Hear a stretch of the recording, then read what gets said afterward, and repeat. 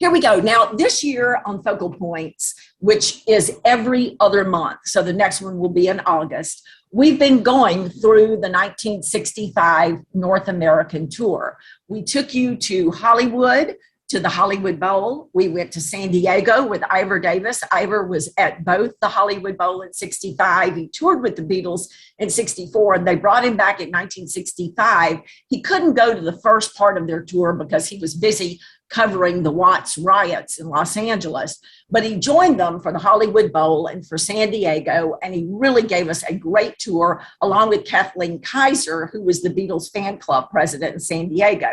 Well, tonight we are going to Houston, Texas. We will be landing there and then going eventually to the Sam Houston Coliseum and to the concert, the two concerts actually, that the boys gave on the 19th of August, 1965. Now, let me be honest with you. The Beatles had never been fond of performing in Texas.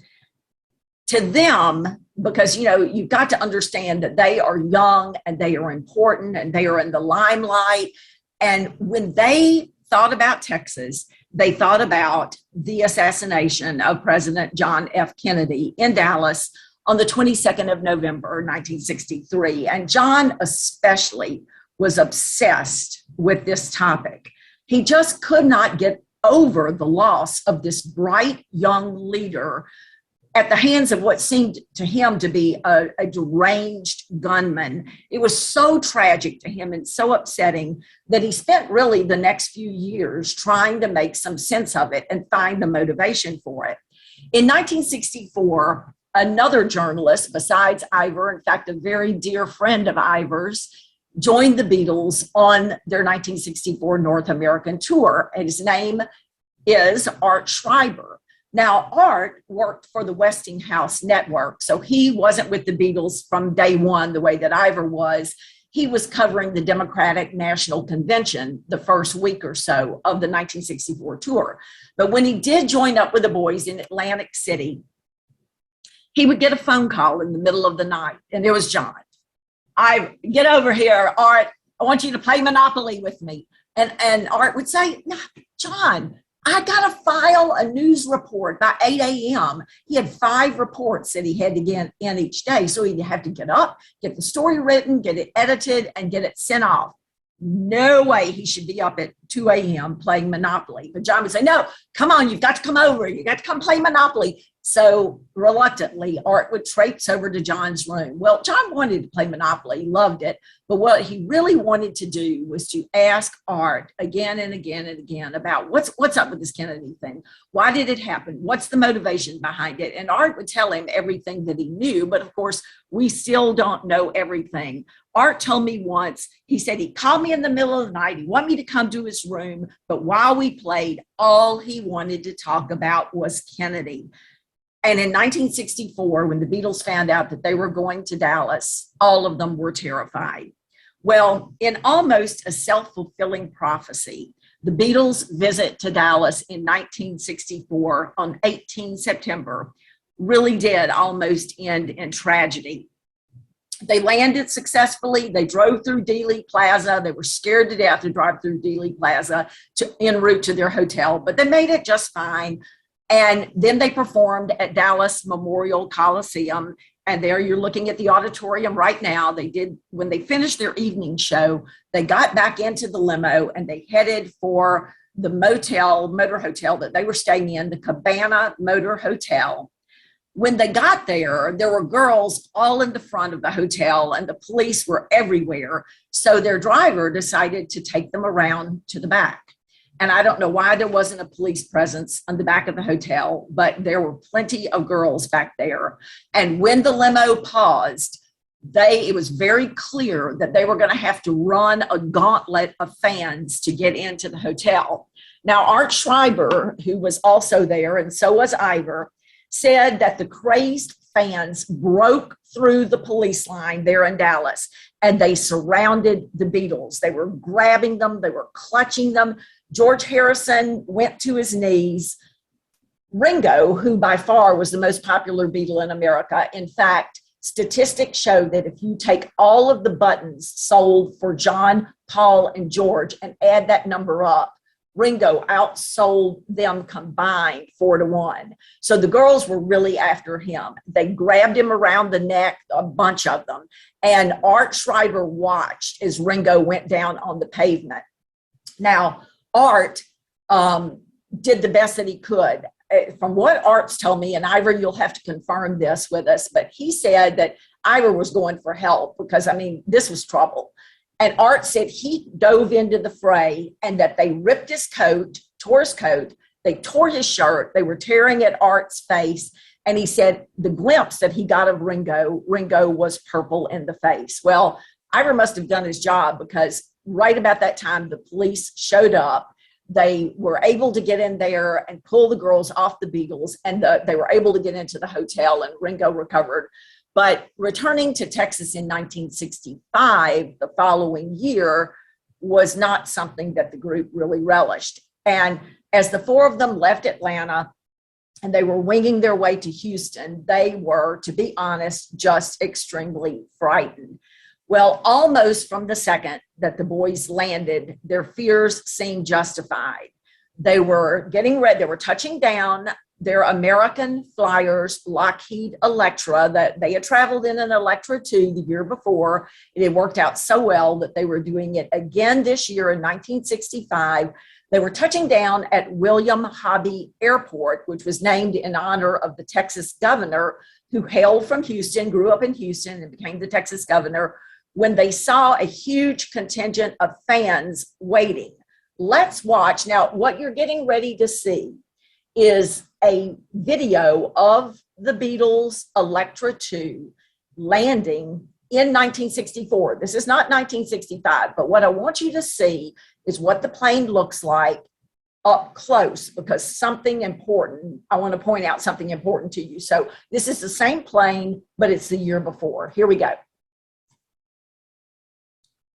So this is in Chicago. There are the girls and guys waiting. And here comes the plane, same plane they're going to be in 1965. And I want you to watch what happens as the plane comes around.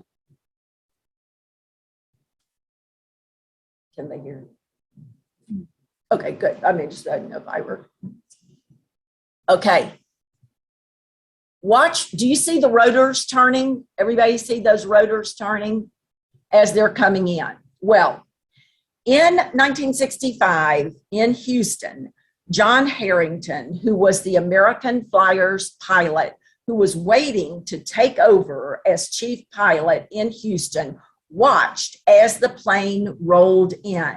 And as he watched, hundreds of fans broke through the police line and they went running out onto the tarmac, straight for that plane and straight for those turning rotors. The pilot on board the Electra II saw it as well. He got on the 1MC and said, "Seat belts, hold on."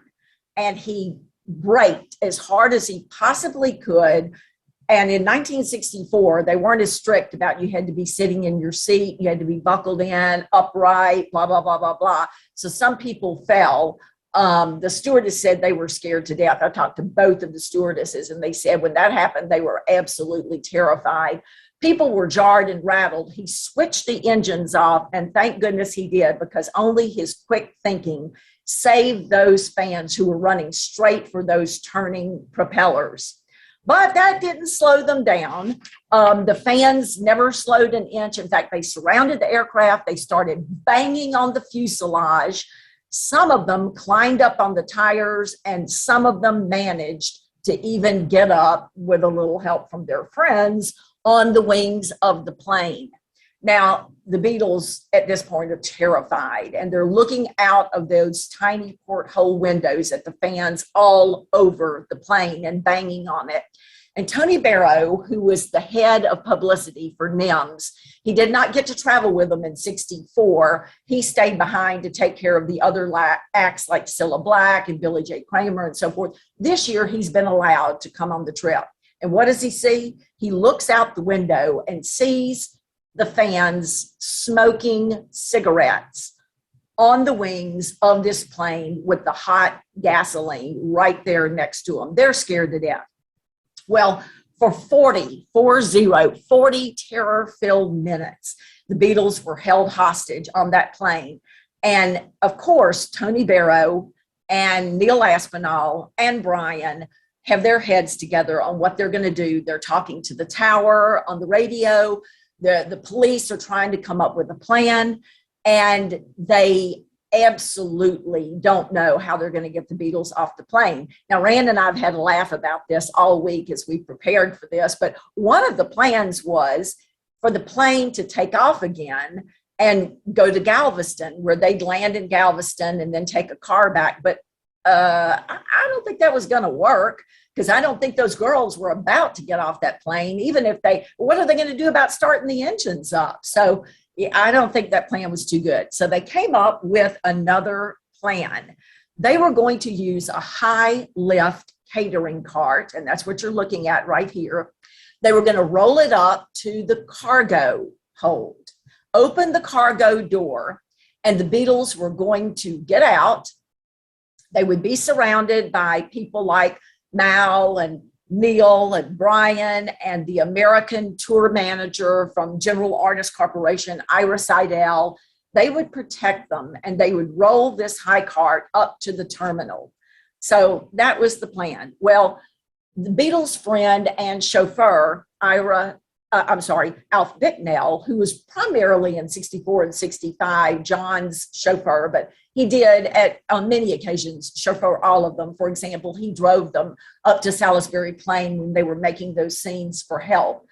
He had been invited on this tour by John, and he said, and you can see it right there in gray, that it was very frightening when they rolled this high catering cart up. It was like the body of a lorry. In other words, a flatbed with no sides around it. It lifted up. We had to get onto one of them. And as we were trying to protect the Beatles, someone threw a Ronson lighter or that type of thing. He got it full in the face. And you know what happens when you get hit in the face? You jolt backwards. Luckily, Paul got a hold of him and stopped him from falling off the back of the lorry. So he says the security was terrible. Yes, the beginning of the Houston trip was just a little bit scary. Then, as the Beatles were being driven on this elevated lorry type thing towards the terminal, the fans, whom I'm guessing they were trying to get the Beatles' attention, started throwing anything and everything at their heroes. They were throwing Beatles magazines. I guess they were hoping maybe the Beatles would sign it and throw it back.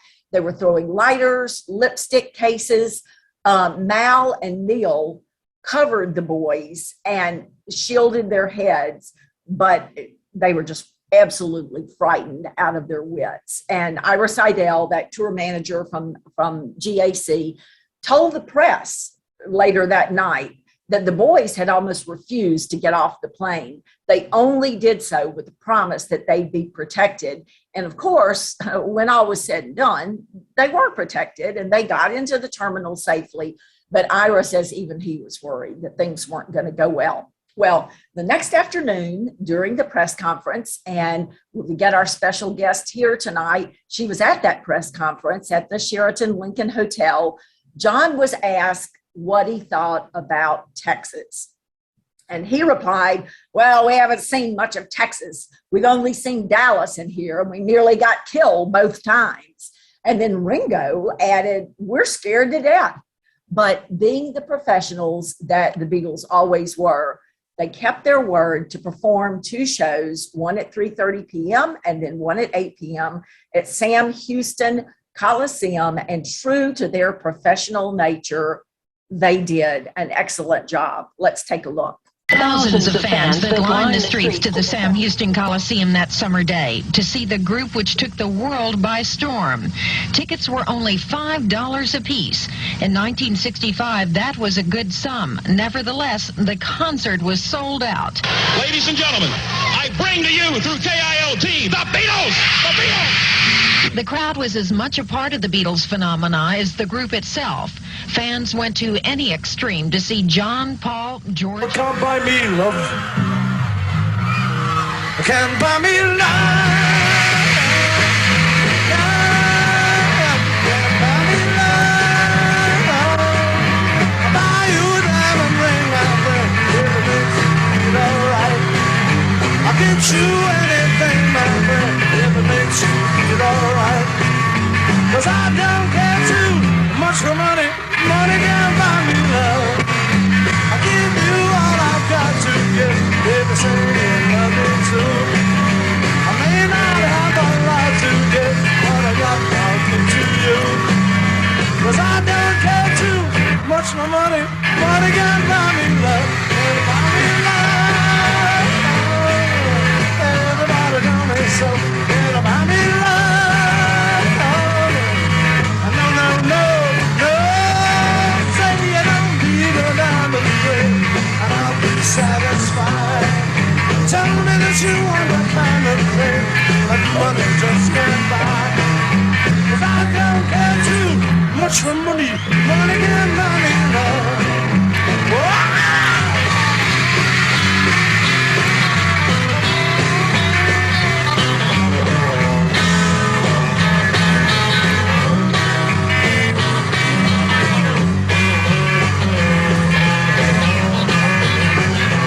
Can't buy me love. Everybody knows it so. Can't buy me love. No, no, no, no. Say you don't need a diamond ring, and I'll be satisfied. Tell me that you want the kind of thing that money just can't buy. 'Cause I don't care too much for money. Money can't buy me love. Can't buy me love. Love. Can't buy me love.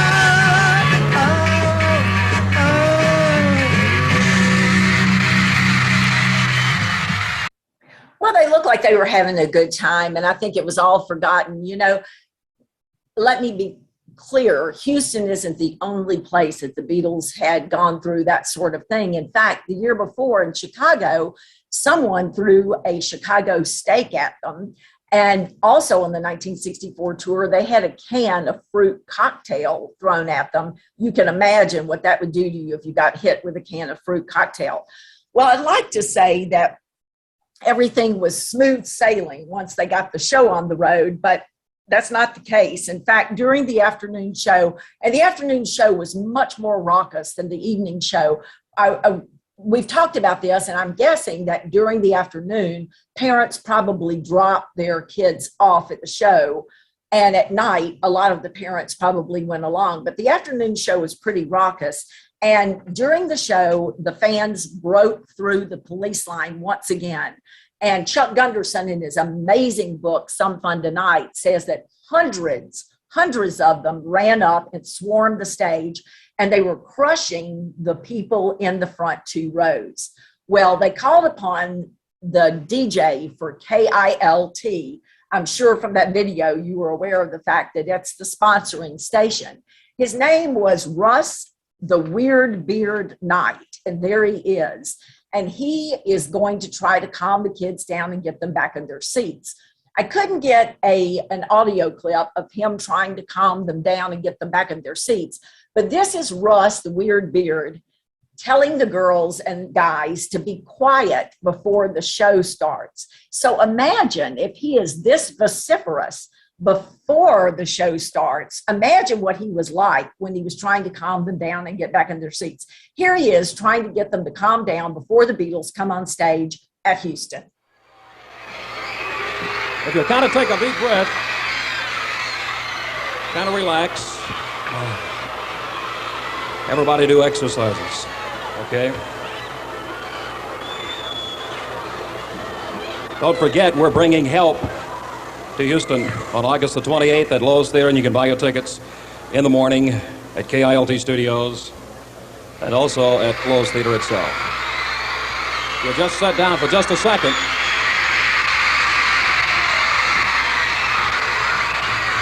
Would you keep your seat, please? Keep your seat. Please, this is very important. Everybody sit down so everybody else can see, please. In back, in front, people in front, please keep your seat because you have so many people all the way back that can't see a blessed thing if you stand up. And I know you're getting tired waiting. Just keep your seat because there's a few changes that we have to go through with. And hollering will not bring them on any quicker, believe me. When they're ready, and that's it. So just kind of be real quiet, okay?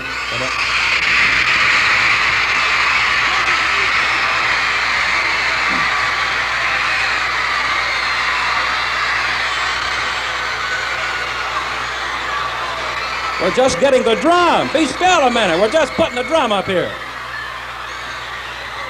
We just had the drum. Okay. Ladies, hold it. Quiet. Ladies and gentlemen, for the first time in Houston, the Beatles.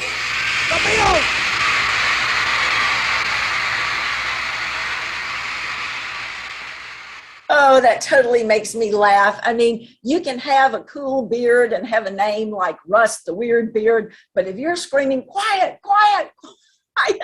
at Beatles fans, I don't know if you're cool or not. But anyway, Russ was asked to calm the people down, and he told them people are getting hurt on the front two rows. The show's going to be stopped if you don't move back. And they did get the fans settled down, and the Beatles, of course, went on with the concert. But the fans continued to throw things at the Beatles. And here you can see George has almost been hit. Look at the look on his face by a flying tennis shoe. You can also see a lipstick case on the ground and what looks like a spice can, maybe a cinnamon can. So I mean, imagine if those things are thrown at you from a distance, that can really hurt. In 1964, Paul was hit by a lipstick case about a half inch below his eye.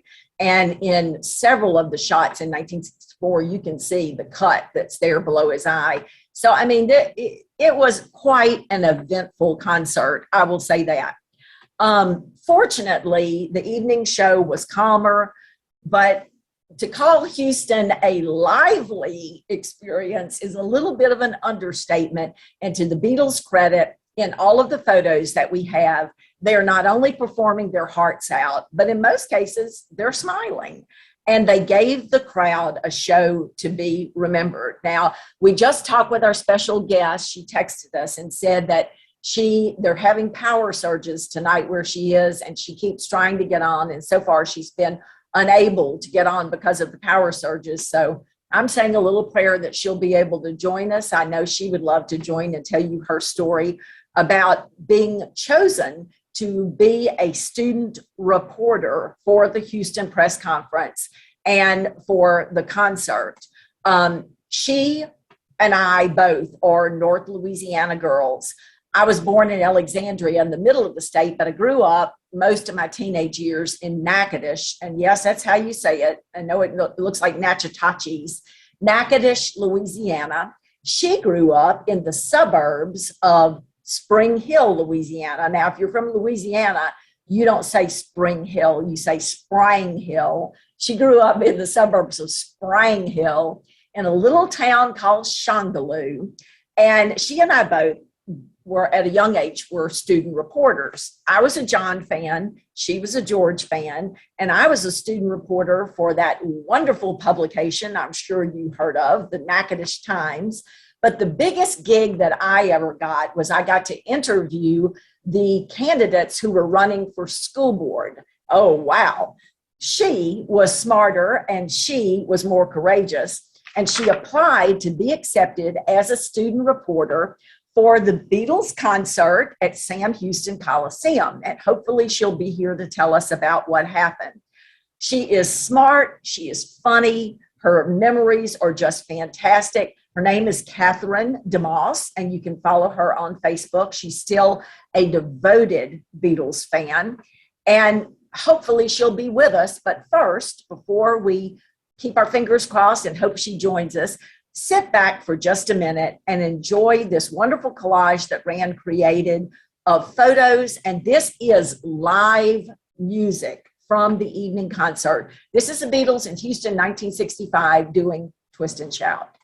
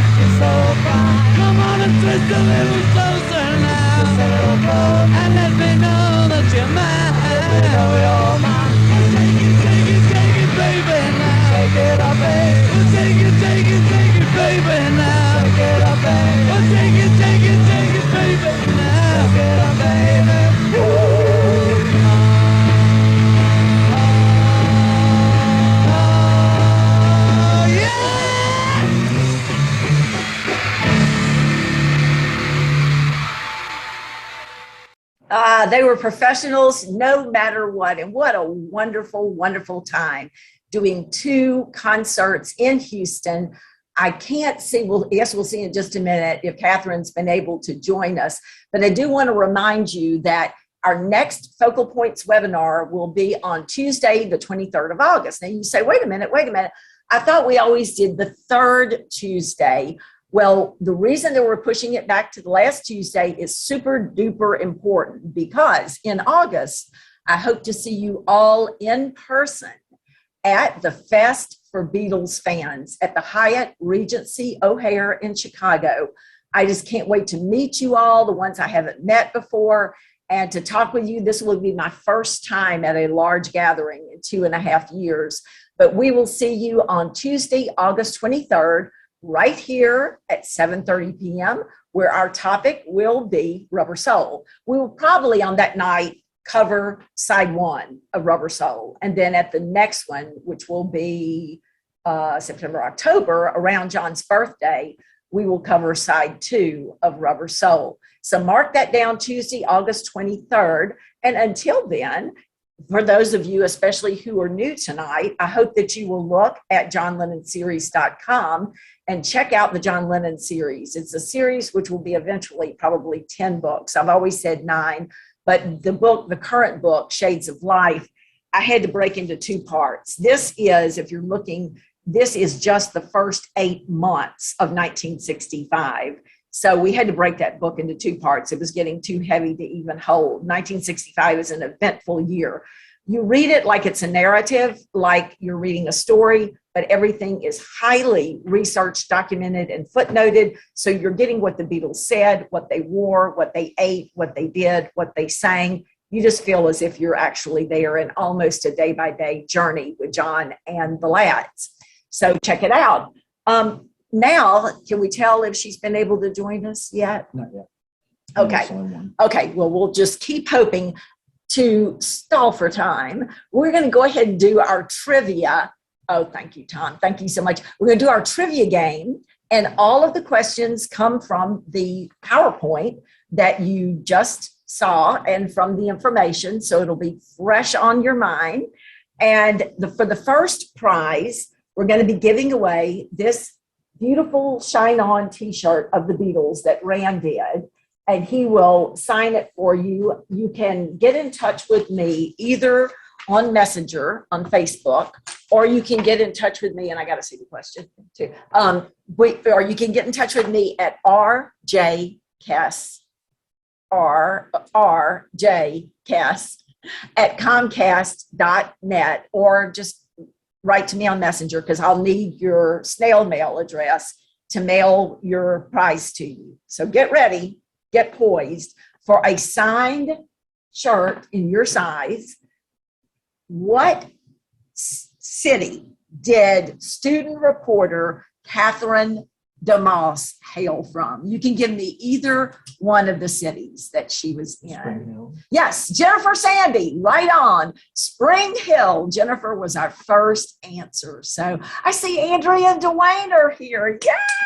Yay! Thank you for being here, guys. I appreciate it so much. And Tony, like Rallis is here. Rallis Wiesenthal, you guys, Rabbi Wiesenthal, great, sweet guy, has been sending me photos of 1966, the end of 65, 66, 67, 68, that I can use to describe things in the next few books. He sends them every single day faithfully. So thank you, Rallis, so much. Okay, Jennifer Sandy, I think I have your address, but just confirm with me.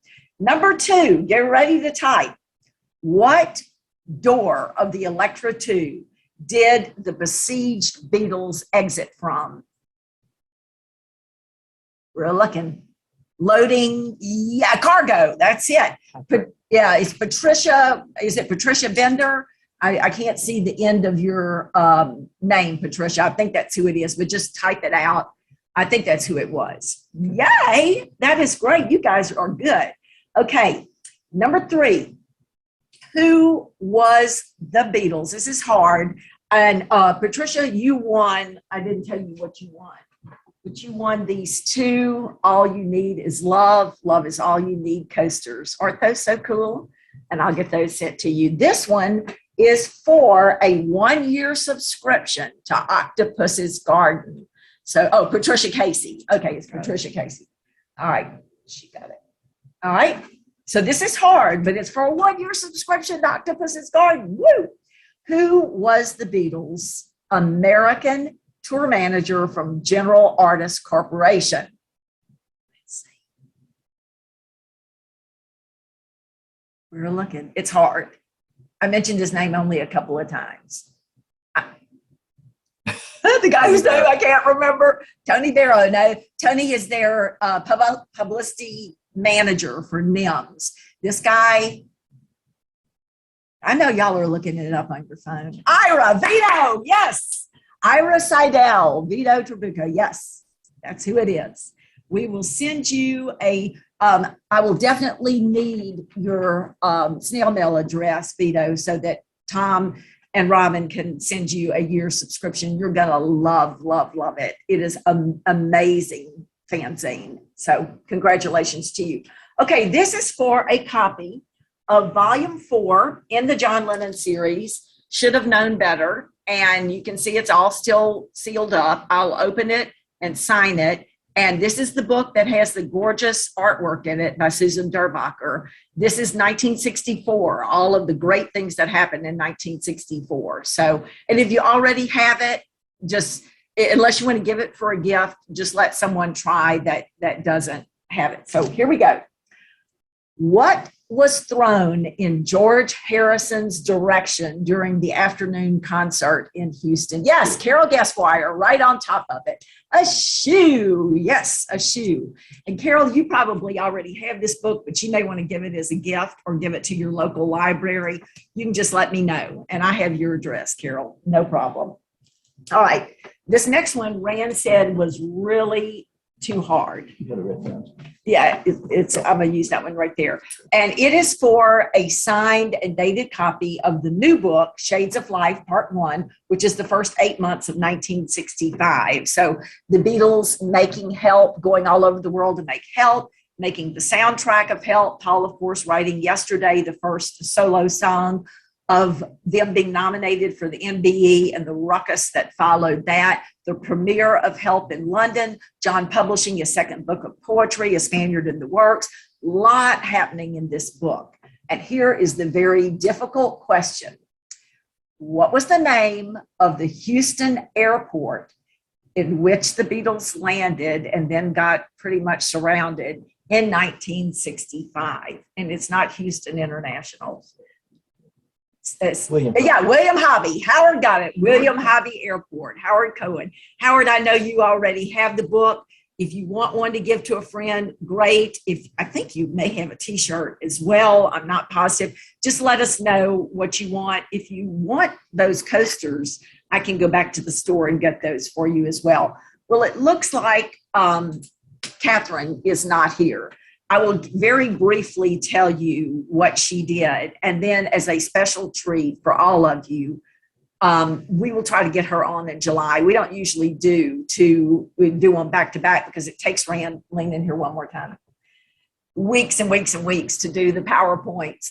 But we will, we'll do a special meeting with her in July if we can get her on. But when she was 15 now, she gets the idea that she's going to apply to be a student reporter. And she wrote and applied to, I guess, I don't know if it was NIMS or GAC, but she was accepted. She and a friend of hers, Eileen, decided that they were going to do this together, and they did. So they drove to Shreveport, which is where I live right now. They got on the Greyhound bus, get on the bus, forget about us. And they rode to Houston by themselves. That in itself is pretty amazing. When they got there, her aunt and uncle met them at the bus station, and they drove them to the Sheraton Lincoln Hotel, where they got to go into the press conference and absolutely see the Beatles live and in person. And then after the press conference, they were driven by her aunt and uncle to the concert, and they got to attend the concert. And she has so many great stories. So we're going to try to get her on again. I hate that the surges, it is, as we said at the beginning, extremely warm, and it's really difficult, but we will, we'll try to get her on in July, and I will write down everyone's name, and I will get in touch with all of you to let you know if we can get her on. But thank you guys for being with us tonight. To all of you who are reading the John Lennon series, I really appreciate you. To Octopus's Garden, Tom and Robin and Janet and the whole staff at Octopus's Garden, thank you for sponsoring the show tonight. And to Rand, thank you for the great PowerPoint. And I will hopefully see you all again in July if we can get Catherine DeMoss from Shongaloo, Louisiana to join us. Shine on.